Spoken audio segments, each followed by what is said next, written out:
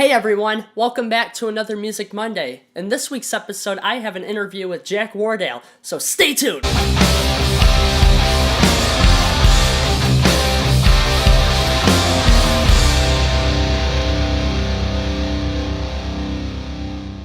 Hey Jack, how you doing today? I'm great, thank you, Chris. How are you? I'm pretty great. Could you tell everyone about what you do, like what you do for a living and Sure, stuff? yeah. So, 23 years old. I'm originally from England, as you can probably tell by my accent, but I currently reside in Greensburg, which is just on the outskirts of Pittsburgh. I've been here for about 5 years now, and I also have my own YouTube channel, which hopefully Chris is going to put in the description somewhere. I will. I primarily look at motivation, and I talk about different, just basically my goal, if you like, is to really try and change the way that you think about things and how you view life. And I also do some fun stuff as well. I do some vlogs every now and again. I just did one out in LA. I'm now about to go to Disney as well, which is really exciting. So I'm going to do some stuff there as well. But yeah, that's the gist of me right now and what I'm up to. So you actually reached out to me for this video, for this chat. So I was wondering, what your viewpoints on music and everything is. Sure, yeah. The reason being is that since I've been in America, I just feel like there's such a difference in the culture surrounding music, how it's kind of done. A prime example of this will be going to big concerts. So I've been to Green Day since I've been here. I've been to Chance the Rapper, and it's crazy because almost all of it's seated unless you pay stupid money to go in the pit. Mm-hmm. Whereas in England, it's almost the complete opposite. It is literally how many people can we fit on the floor of a venue, and it's just turned into one giant pit.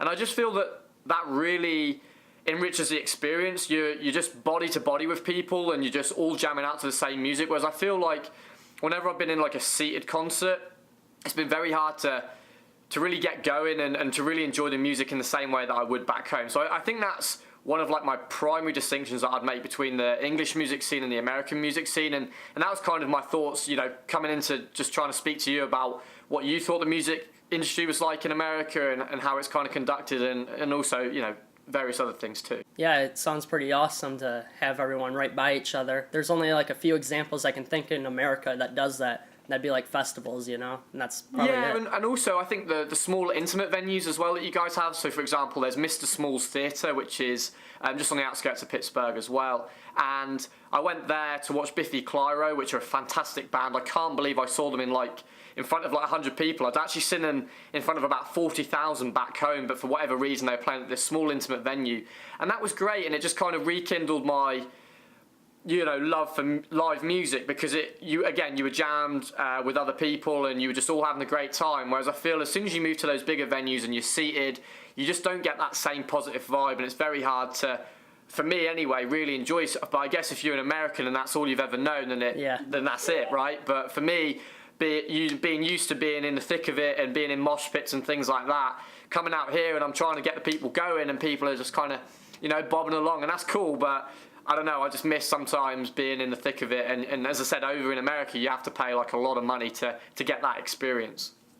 How would you say the actual music differs, the styles, not just the venues and stuff? Great question. So for me, I feel that back in England, there's definitely a different vibe to the music. I know that in America, there's a lot of trap rap going on right now, the likes of Migos, people like that. That's, I feel dominating the charts in America.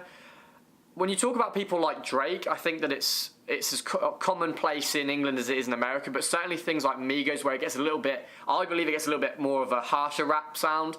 I think that's more exclusive to America, although there are people, some of my friends will listen to Migos back home, but I think in England it's more of a dance scene, like EDM if you like, coupled with obviously the same pop artists like Maroon 5 and people like that are still going to get over and cross the ocean to England, but I think on the whole, that harsh rap sound is kind of confined to America, whereas British music I feel is a lot more upbeat. Indie rock I think is a lot more prevalent in England as well. I do know that there's plenty of people that love alternative rock in America, but I feel that scene's really dominating in England as well. Oh, okay. So you do a bunch of motivational videos on your channel. And how would you say music relates to the emotional aspect of our life? Sure, yeah. So being a student athlete, I currently play soccer in college, and music's always been a big part of my life, just in terms of, preparing for a game. And there's been plenty of research out there that suggests that music can really influence your mood.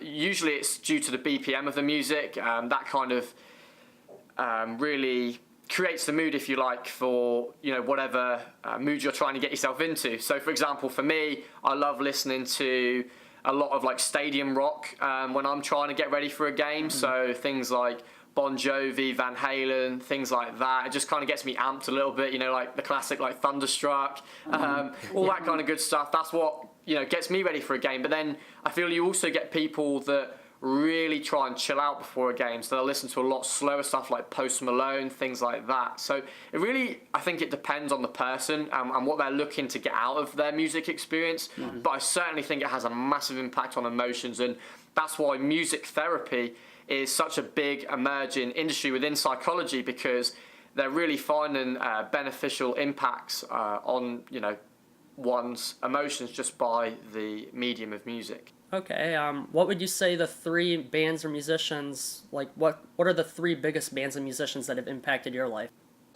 Oh, that's a great question. So I've got to go with my all-time greatest band. For me, Queen. Yeah. I think they've produced incredible music.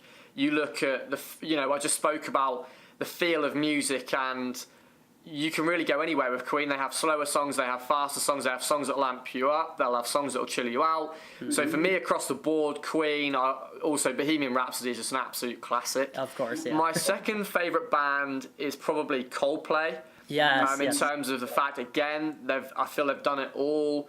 They've obviously stayed in the music industry for however many years, and for good reason, because they're producing quality music on every album, all the way from, like Clocks and Fix You through Viva La Vida. Even into their new stuff, I really like jamming along to that, and I just feel that those two have been the most influential, just because they've been like almost like soundtracks to my life. And the third one is Curtis Mayfield, and it's literally just because of the one song, which is called Move On Up. So if any of you guys get a chance to check out my page, if you see my intro that I make, that actually has the song Move On Up by Curtis Mayfield. And the reason I say Curtis Mayfield is because of the song, and it was actually on a movie called Bend It Like Beckham. Some of you may have seen it. And the song was played, basically the synopsis of the story, this girl called Jasminda, her background is an Indian family that don't like her playing soccer. And she kind of goes behind their back and plays soccer anyway. And she's trying to get this scholarship out to America, and she eventually does. Sorry, I ruined it if you do want to see it. And basically that song gets played, and I actually got a scholarship to America as well from England. So I really felt there was a parallel between my story and her story. And as a result, that song has just been a constant mainstay in my life throughout my whole journey, not just before America, but also while I've been here. So that has a massive impact on my life, and as a result, it's kind of if I'm in a horrible mood, you just need to play that song, and I'm back in the zone, and I'm back ready to go with a smile on my face. So those three artists are probably my big three that have been as I said, a mainstay in my life. Cool. You bring up a good point about how music, like when people write lyrics and stuff, you can relate to them, like even if they didn't have that same meaning when they wrote them, Sure. Yeah, well, obviously, Curtis Mayfield, he was around, I believe, like late 60s, early 70s, and Bend It Like Beckham didn't actually get released. God, this is going to test me. I want to say early 2000s, but it might date me in the fact that it was probably late 90s. But the movie, obviously came a lot later, but just the feel of the song, it's so upbeat, and as I said, I just absolutely love it. It's just one of those songs that have really been, important to me growing up. So my audience is very new to meeting you, like today meeting you. Yeah. So could you recommend a video they should watch on your YouTube channel? Like, sure, yeah, I would probably start... Well, it depends what way you want to go. If you want my more serious stuff and you're interested in my motivational topics, I would go for my Life's a Hike video, which is basically using the analogy of your life being a hike, and there's three main components. It's, have you got a plan? Who are you taking with you on your hike, and what are you putting in your bag when you go on this hike? So that's a cool video to start with if you're interested in my motivational stuff. However, if you're not and you just want something to laugh at, go and check out my LA vlogs, or even my congrats on getting 100 subscriber video. That shows you how goofy I am, so feel free to check that out. Those are, again, it's whether you want my serious stuff or my lighter stuff. serious stuff go towards my motivational videos, but if you want my lighter stuff, feel free to check out my my entertaining stuff, my vlogs. What's the future for your channel? Like, what are you doing next? Yeah, sure. So what's coming next? So as I mentioned earlier in the video, I'm going to be going to Disney at the end of this month with my family, just doing a vacation with those guys. So as I do that, I will be vlogging my experience down there, which will be really cool. In terms of my direction of my channel, I'm obviously going to be putting out more motivational stuff as well. But my kind of third area that I haven't really delved into just yet is the life of a college student athlete. So this will be my last year playing collegiate sport, and I really want to document that experience. So I'm going to be doing vlogs about what it's like to be a college student athlete. So you'll see basically the rundown of my day, what it's like to eat as a student athlete, practices, game experiences, things like that. So I've had a little bit of practice. I did the Pittsburgh Riverhounds, which is a local pro team in Pittsburgh. I did some footage for that just to kind of get my eye in, see what kind of angles I liked. But yeah, those are basically the three things that I've got coming up in the short future. What I know this is a far away, but like, what are your goals after college? I guess like, what are you doing after college? Yeah, great question. My long-term goal, basically after this year, I'm currently doing my masters in business at Seton Hill.